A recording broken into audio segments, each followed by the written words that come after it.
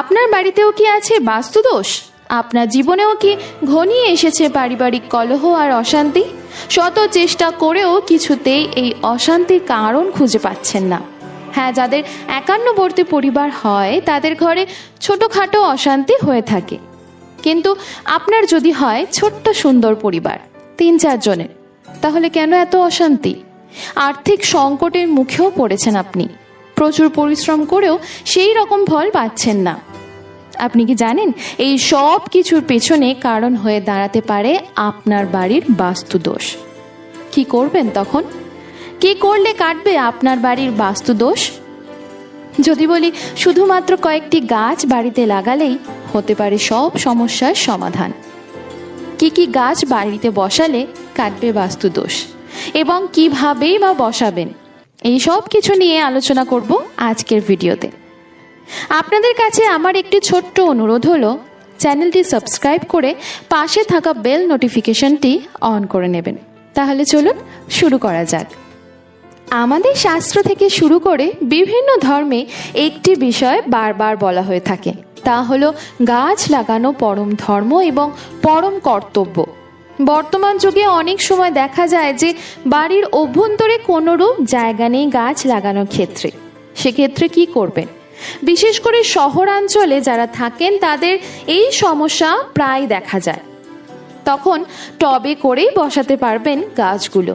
1 থেকে 1.5 হাত ছাড়া ছাড়া বসালেই হবে কার্যসিদ্ধি। আপনাকে শুধু জল দিতে হবে এই গাছগুলিতে, এবং এই গাছগুলো আপনাকে দেবে অত্যন্ত শুভ ফল। ঠিক একইভাবে বৈজ্ঞানিক মতে এই গাছগুলো যেমন ঘর ঠান্ডা রাখতে সাহায্য করে, ঠিক তেমনই ঘরের ক্ষতিকারক গ্যাস, দূষিত পদার্থের হাত থেকে আমাদের রক্ষা করে। সবার প্রথমে যে গাছটির কথা বলবো সেই গাছটির নাম হলো পিস লিলি। চমৎকার বায়ু পরিশোধন করে এই গাছটি। বাস্তুশাস্ত্রবিদরা বারবারই বলে থাকেন যে এই গাছটি বাড়ির অভ্যন্তরে লাগালে অত্যন্ত শুভ ফল প্রদান করে থাকে। এই গাছটি দেখতে খুবই সুন্দর হয়। বিশেষ করে এই গাছে যখন সুন্দর সাদা ফুল ফোটে তখন এই গাছ গৃহে একদিকে যেমন শোভা বাড়ায়, ঠিক তার পাশাপাশি সব থেকে বেশি সহায়তা করে ঘরের বাতাস থেকে ক্ষতিকারক গ্যাসগুলিকে শুষে নেওয়ায়। ফলে গৃহের পরিবেশকে সর্বদা শুদ্ধ ও নির্মল রাখে। তাই যদি সম্ভব হয় তাহলে এই গাছ বাড়িতে অবশ্যই লাগান। তবে হ্যাঁ, এরা অল্প আলোতে থাকতে ভালোবাসে, তাই সরাসরি সূর্যের আলোতে এদের রাখবেন না। এই গাছের পাতায় হলুদ রং দেখা দিলে বুঝতে হবে যে প্রয়োজনের চেয়ে বেশি রোদ পাচ্ছে। নিয়মিত শুধু জল দেওয়াই এই গাছের পক্ষে যথেষ্ট। তবে একটা কথার খেয়াল রাখবেন, এই গাছের পাতা যেন বাড়ির বাচ্চা বা পোষ্য কোনো প্রাণী খেয়ে না নেয়, কারণ এই গাছের পাতা খেলে কচু গাছের মতো গলা, মুখ চুলকাবে। দ্বিতীয় যে গাছটির কথা বলবো, বিশেষ করে শীতকালে এই গাছটি লাগানোর ক্ষেত্রে সব থেকে উপযুক্ত একটি সময়, আর আমরা এই গাছটি লাগিয়েও থাকি। এই গাছটির নাম চন্দ্রমল্লিকা। গাছটি যেমন সুন্দর তেমনি তার ফুলগুলিও চমৎকার শোভা বর্ধন করে। বিভিন্ন রঙের হয়ে থাকে এই ফুলগুলি। তবে গৃহে সৌন্দর্য বর্ধনের পাশাপাশি আরও একটি মুখ্য ভূমিকা গ্রহণ করে, তা হলো গাছটি রাতের বেলা ক্ষতিকারক কার্বন মনোক্সাইড এবং কার্বন ডাই অক্সাইড গ্যাস শোষণ করে নেয় এবং অক্সিজেন প্রদান করে থাকে। এছাড়াও ডিটারজেন্ট, গ্লু, পেইন্ট, প্লাস্টিক থেকে নির্গত গ্যাসও শোষণ করে নেয়। তাই চন্দ্রমল্লিকা গাছের যত্নের ব্যাপারে একটু বেশি সচেতন থাকতে হবে, কারণ এর জল নিকাশন ব্যবস্থা ভালো রাখতে হবে এবং পর্যাপ্ত আলোর ব্যবস্থাও করতে হবে। এমন জায়গায় রাখতে হবে যেন সূর্যের আলো ভালোভাবে পায়। আপনি এই গাছটিকে আপনার বারান্দায়, ব্যালকনিতেও রাখতে পারেন। তৃতীয় যে গাছটির কথা বলবো তা গ্রামে গঞ্জে প্রায় আমরা দেখতে পাই, আর সেই গাছটির নাম হলো নয়নতারা। উত্তর পূর্ব দিকে জানালার কাছাকাছি ছায়াযুক্ত স্থানে এই গাছ রাখলে তা গৃহের পক্ষে অত্যন্ত শুভ ফল প্রদান করে। এই গাছের ফুলগুলি সাদা গোলাপি রঙের হয়ে থাকে। এই গাছের ফুলগুলি মা লক্ষ্মীর অত্যন্ত প্রিয়। তাই যে বাড়িতে এই ফুল গাছ থাকে সেই বাড়িতে মা লক্ষ্মী কৃপা দৃষ্টি সবসময় বর্তমান থাকে এবং মা লক্ষ্মী কৃপা দৃষ্টি যেখানে পড়ে সেখানে আর্থিক সংকট কখনো আপনাকে ছুঁতে পারবে না। এই ফুল গাছগুলি শুধুমাত্র আপনার বাড়ির সৌন্দর্য বর্ধন করে না, তার সাথে সাথে এই গাছগুলির ফুলগুলো থেকে ডায়াবেটিস এবং ক্যান্সারের মতো রোগের ওষুধ বানানোর ক্ষেত্রেও বিশেষভাবে ভূমিকা গ্রহণ করে থাকে। তবে গাছটি লাগানোর ক্ষেত্রে একটি সতর্কতা রাখতে হবে, তা হলো ভালো জল নিকাশনের ব্যবস্থা রাখতে হবে। 4 নম্বর যে গাছটির কথা বলবো সেটি হলো অপরাজিতা গাছ, যার অপরিসীম গুণ রয়েছে। বাস্তুশাস্ত্র থেকে শুরু করে হিন্দু শাস্ত্র এবং বৈজ্ঞানিক মতেও এই গাছ অত্যন্ত উপকারী। স্বয়ং দেবাদিদেব মহাদেবও এই ফুলে তুষ্ট।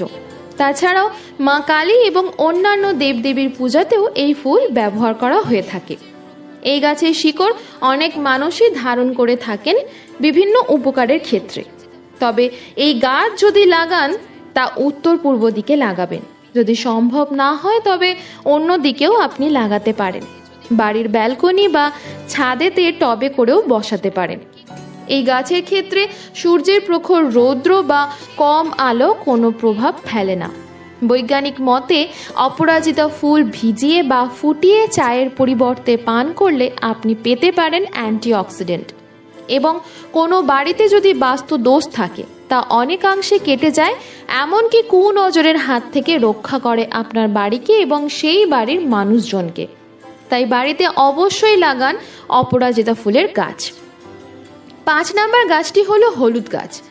সরাসরি মাটিতে বসাবার মতো জায়গা না থাকলে টবেতে বসালেও পাবেন এর উপকার। শুধু একটা কথা খেয়াল রাখবেন, টবটি যেন থাকে বাড়ির উত্তর পূর্ব দিকে। বিশেষ বিশেষ পূজায় ব্যবহৃত হয় এই হলুদ। হলুদ গাছ আপনার বাস্তু দোষ কাটিয়ে দেয়। এই গাছ পজিটিভ শক্তির সঞ্চার করে এবং নেগেটিভ শক্তিকে বিনাশ করে। সব রকম শুভ কাজেই ব্যবহৃত হয় এই হলুদ। হলুদের ফোঁটা, সিঁদুরের ফোঁটা ও চন্দনের ফোঁটা দূর করে দিতে পারে সমস্ত কুদৃষ্টির প্রভাবকে। আর বৈজ্ঞানিক দিক থেকে বিচার করলে এই হলুদের গুণ অপরিসীম, সেটা আর আলাদা করে বলে দেবার অবকাশ রাখে না। 6 নম্বর গাছ হলো তুলসী গাছ। এই তুলসী গাছের উপকারিতা বিষয়ে আলোচনা করতে গেলে গোটা একটা ভিডিও তৈরি হয়ে যাবে। সামান্য কিছু কথাই আজ বলবো। তুলসী গাছ হলো শুভ শক্তির প্রভাব। তুলসী গাছ বাড়ির উত্তর পূর্ব বা পূর্ব দিকে বসিয়ে নিত্য জল দান করলে, নিত্য পূজা করলে ভগবান শ্রীকৃষ্ণের পরম আশীর্বাদ লাভ করা যায়। আপনার মন শান্তি লাভ করে এবং সম্পূর্ণ বাড়িতে শুভ শক্তির সঞ্চার ঘটে। বাড়িতে শুভ শক্তির সঞ্চার ঘটলে আপনার এবং আপনার বাড়ির প্রতিটি ব্যক্তির মন শান্ত হবে, দুশ্চিন্তা দূর হবে, অশান্তি কলহ কমবে। তুলসী গাছের শিকড় আপনি ধারণ করলে আপনার অর্থ সংকট দূর হবে। জীবন থেকে টাকা পয়সার অভাব শেষ হয়ে যাবে। আপনি তুলসী গাছের শিকড়কে আপনার পার্সে, ক্যাশ কাউন্টারে বা আপনার কর্মক্ষেত্রে রাখতে পারেন। এমনকি আপনার ঘরে আলমারিতেও কিন্তু আপনি রাখতে পারেন এই তুলসী গাছের শিকড়। অবশ্যই শুভ ফল প্রদান করবে। আর যখনই আপনি শিকড় তুলবেন অবশ্যই মা তুলসীর কাছ থেকে অনুমতি প্রার্থনা করে নেবেন। তুলসী গাছকে মহা ঔষধি গাছ হিসাবেও বর্ণনা করা হয়। নানান রকম রোগের হাত থেকে বাঁচাবার ক্ষমতা আছে এই গাছের। বাচ্চাদের সর্দি কাশি হলে তুলসী পাতা সেবন করলে সুস্থ হয়ে যায়। কার্তিক মাসে প্রতিদিন প্রাতকালে 2 থেকে 3টি করে তুলসী পাতা খালি পেটে খেলে সারা বছর কোনো রোগ হয় না। আজকের ভিডিও এতটাই।